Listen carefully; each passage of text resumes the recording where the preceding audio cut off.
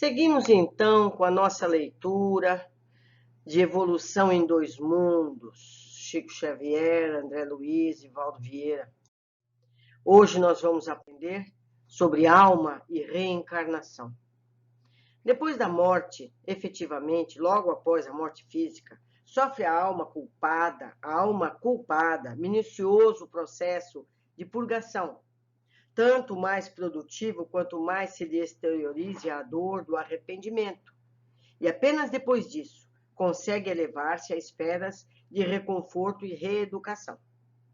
Se a moléstia experimentada na veste somática foi longa e difícil, abençoadas depurações teriam sido feitas pelo ensejo de autoexame, no qual as aflições suportadas com paciência lhe alteraram as sensações e refundiam ideias.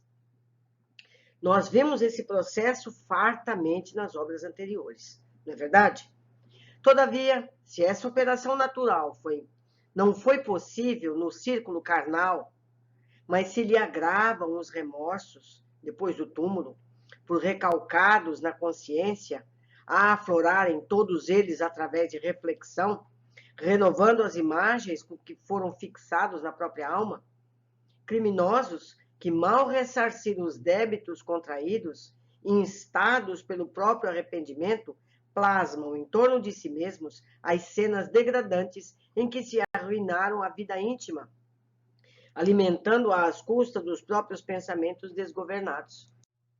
Caluniadores que aniquilaram a felicidade alheia vivem pesadelos espantosos, regravando nas telas da memória os padecimentos das vítimas, como no dia em que se fizeram descer para o abismo da angústia, algemados ao pelourinho de obsidiantes recordações.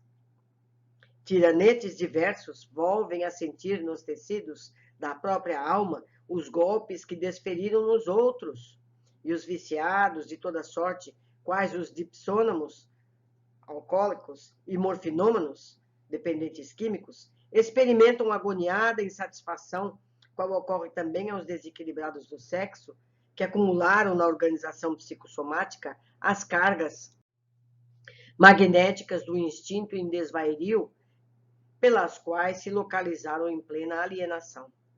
As vítimas do remorso padecem, assim, por tempo correspondente às necessidades de reajuste, larga internação em zonas compatíveis com o estado espiritual que demonstram.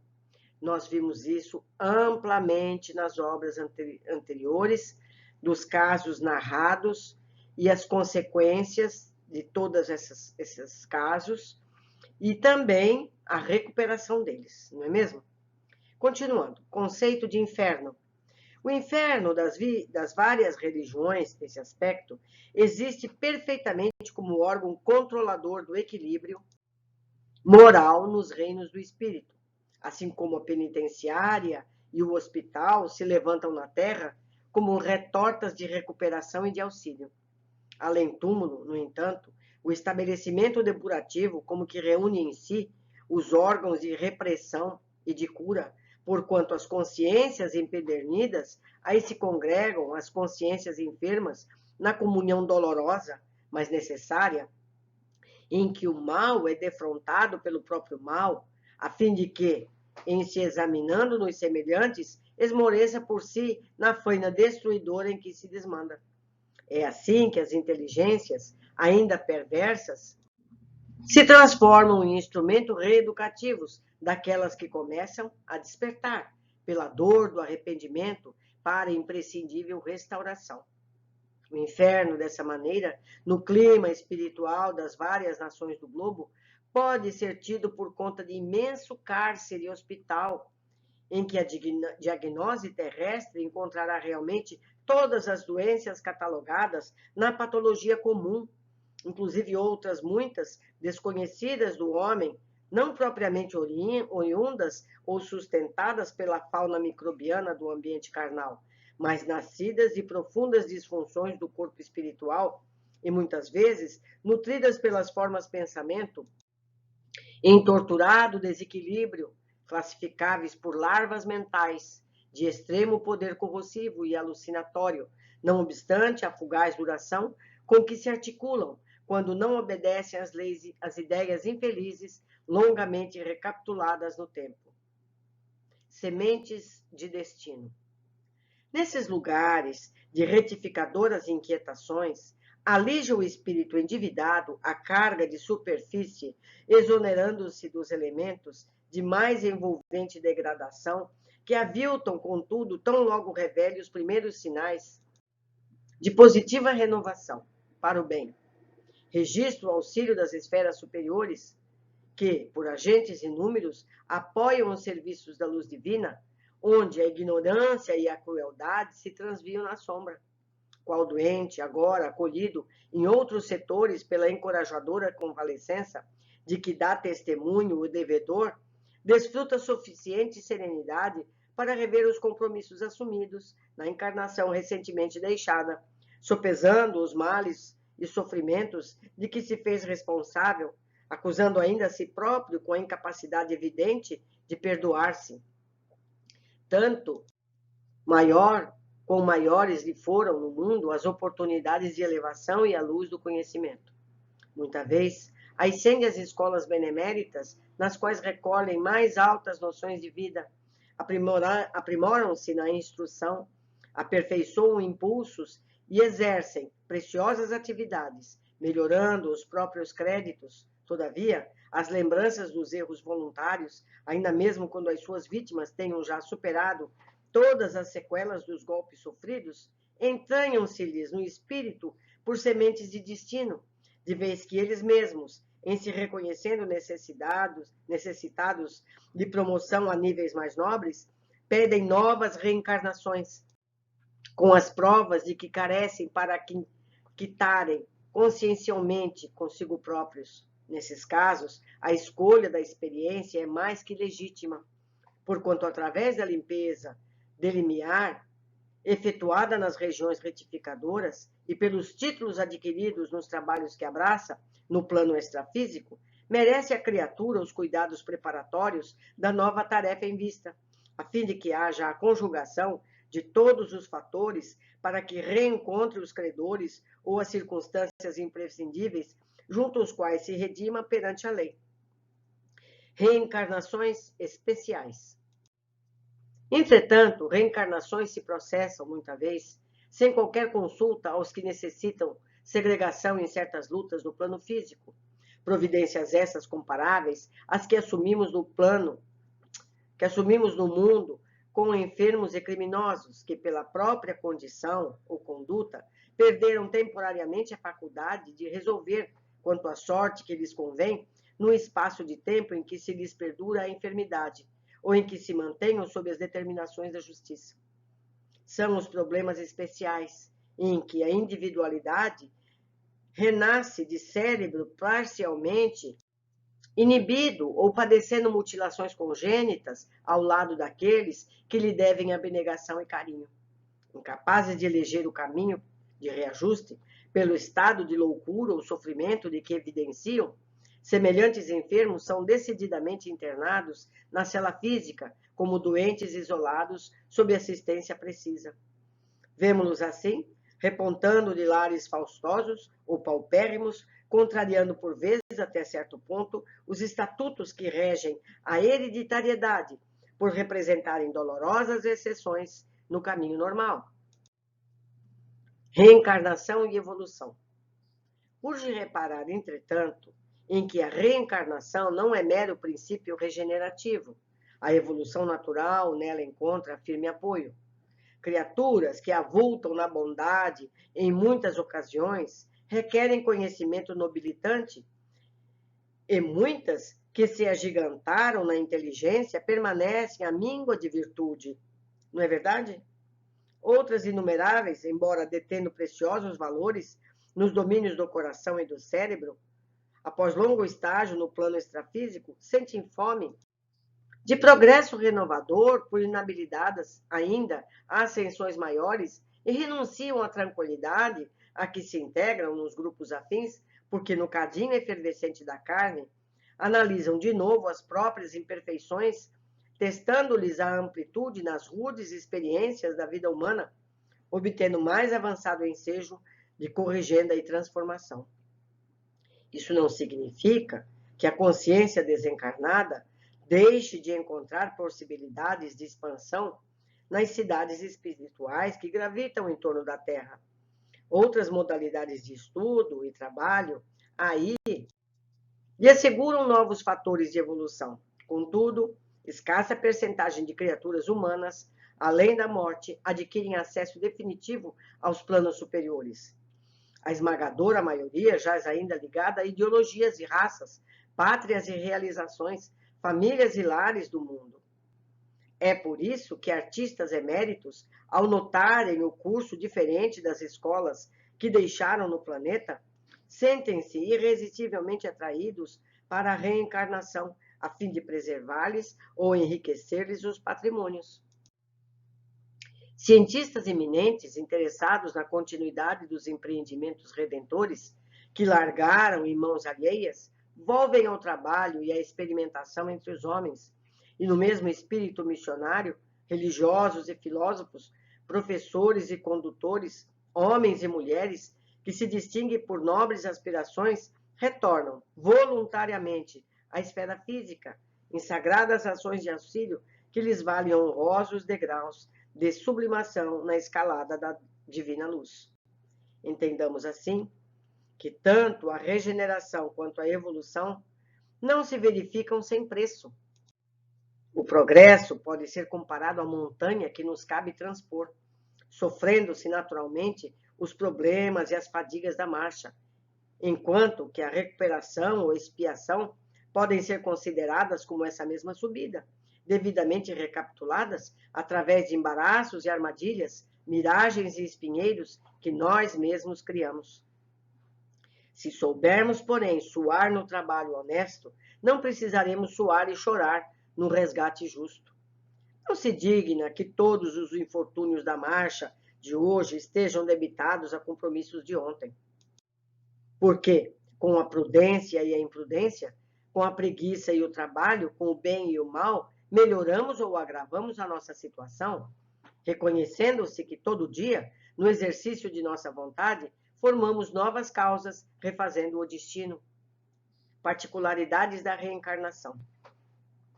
Perguntar-se-á razoavelmente se existe uma técnica invariável no serviço reencarnatório. Seria o mesmo que indagar se a morte na Terra é a única em seus processos para todas as criaturas. Cada entidade reencarnante apresenta particularidades essenciais na recorporificação a que se entrega na esfera física. Quanto cada pessoa expõe característicos diferentes, quanto se rende ao processo liberatório, não obstante o nascimento e a morte parecerem iguais.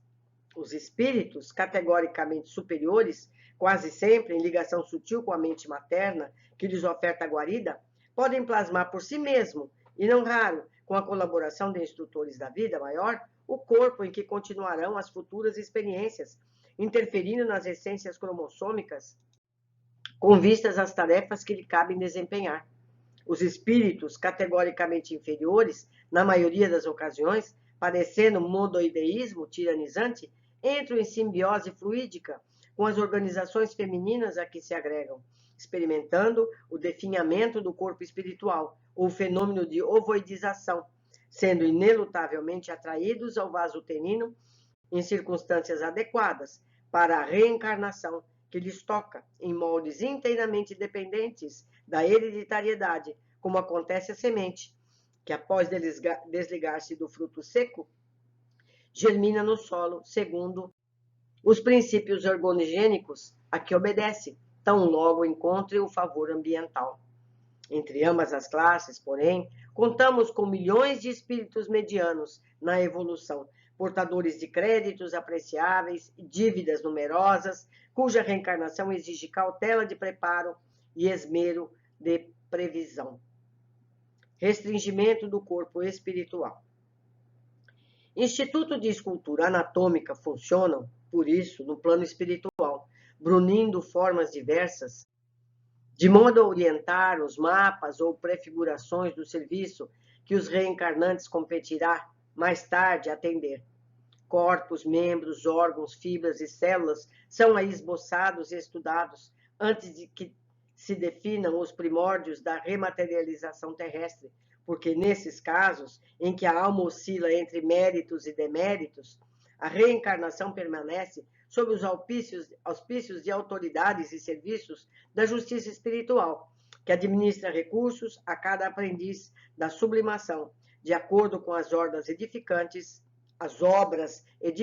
que lhes constem no currículo da existência.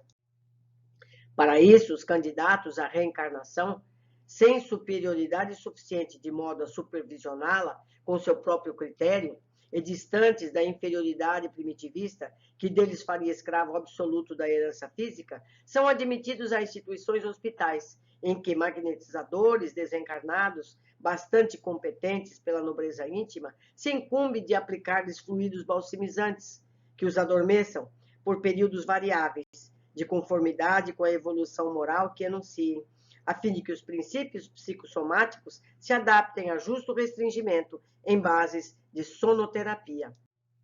Desse modo, regressam ao berço humano nas condições precisas, recolhidos a novo corpo, qual operário detentor de virtudes e defeitos, a que se concede novo uniforme de trabalho e nova oportunidade de realização. Então, meus amigos, aqui a gente já consegue, o assunto fica mais perto da nossa competência. O que o texto nos diz? Que há, a grosso modo, 3 tipos de espíritos.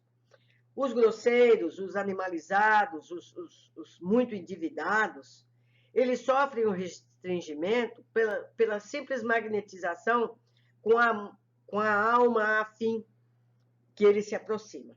Então, ele é absorvido, a gente já viu esse exemplo prático no outro livro, ele se liga à mãe e ele se sujeita à hereditariedade. Não tem preferências nem cuidados nenhum. Os extremamente evoluídos, que eles mesmos cuidam da sua reencarnação. Eles mesmos escolhem os cromossomos, eles mesmos tomam sentido. E os medianos, que não são nem muito maus, nem muito bons, que a espiritualidade quer que ele tenha o melhor proveito possível, então é a ele traçado um projeto de vida e de corpo físico. Então, essa equipe programa esse corpo físico, como a gente viu nos livros anteriores, em que a pessoa vai lá e faz o seu mapa cromossômico e escolhe se vai ser alto, baixo, gordo, magro, inteligente, com defeito físico, o que quer que seja. Não é verdade? Vamos continuar. Corpo físico. Paternidade e maternidade, raça e pátria, lar e sistema consanguíneo são conjugados por previdente sabedoria para que não faltem ao reencarnante todas as possibilidades necessárias ao êxito no empreendimento que se inclina. Nós vimos no livro Ação e Reação como eles fazem o possível para acudir todo mundo, não é? Até mesmo os maiores criminosos. O senhor das experiências adquiridas, que lhes despontam do ser, em forma de tendências e impulsos, recebe o espírito um corpo físico inteiramente novo, em ouvido temporário, mas não absoluto, das experiências pregressas, corpo com o qual será defrontado pelas circunstâncias favoráveis ou não do caminho que deve percorrer, para prosseguir na obra digna em que se haja empenhado ou para retificar as lições que haja falido. Nessas diretrizes, nem sempre estará integrado normalmente na posição em que a vida mental e o campo somático se mostram em sinergia ideal. Às vezes, deve sofrer mutilações, enfermidades benéficas, inibições e dificuldades orgânicas de caráter inevitável, porque, de aprendizado a aprendizado, de tarefa a tarefa, quanto aluno de estágio a estágio para grandes metas educativas, é que se levantará vitorioso para a ascensão à imortalidade celeste. Uberaba, 9 de abril de 1958. Parece que os capítulos estão ficando mais próximos daquilo que a gente já estudou em livros anteriores, não é mesmo? Foi muito bom estar com vocês. Anseio para possíveis comentários, apoios técnicos e de aprendizado. Eu espero todos vocês com muito carinho no nosso próximo capítulo.